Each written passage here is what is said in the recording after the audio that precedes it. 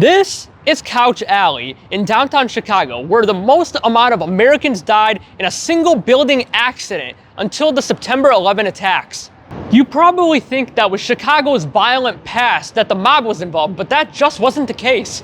So how did this happen? Well, the Iroquois Theater was made in 1903 just south of the river. The theater was hyped up to be the best of its kind in Chicago and all of America. The owners created so much hype that they wanted everything to be rushed and built within just months. And the thing that appealed to the general public was that this theater was declared fireproof. You see, just 32 years earlier, the famous Chicago fire happened, and the Chicago people did not forget about their losses. It was a real eye-opener, and publicly declaring this place fireproof really did help ease tensions and just create a new excitement. And the theater opened, and just 5 weeks later, a new show was being played and it was completely sold out. This included 1,700 seats and just a few hundred more for people just standing. So it added up to a total of over 2,100 people packed inside of a theater. Right as the second act began, the sparks from the arc light lit the curtain on fire, and people thought originally that this was a part of the show. But very little did they realize that this danger was real. Fire and hot air liked to rise, and so it did. It spread everywhere up the curtain. The stagehands tried to throw kill fire, was essentially canisters of just extinguishing powder to put out the fire, but it did nothing. They even tried to lower the fireproof asbestos curtain, but it got stuck on something on its way down. Many, including a lot of mothers and children, ran looking for exits, but there was a big problem. The exits were hard to find and secured with a non-traditional lock.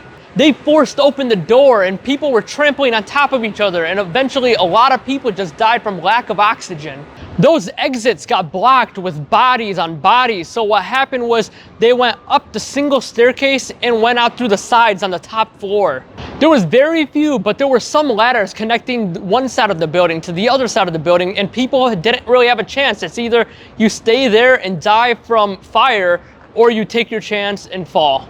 This was winter, so the ladders were slippery and icy. The first group died from falling straight into the hard concrete, and the second group later on eventually died from falling on top of those bodies. They lived, but then they died from being crushed or lack of oxygen. Within just 30 minutes, there was a stack of bodies over 6 feet tall in this alley, and over 602 people died in total in this ordeal.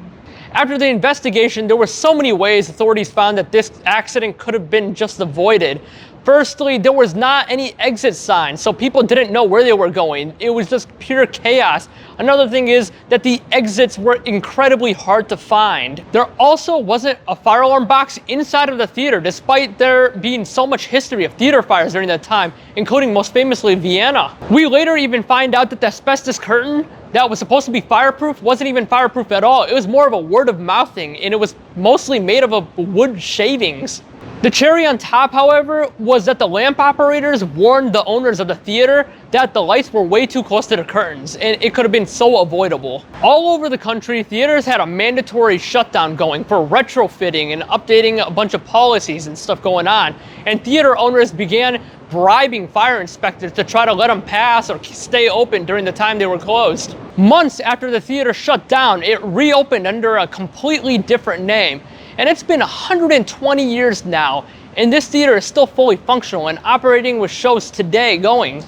And now, Couch Place is most famously known as the Alley of Death.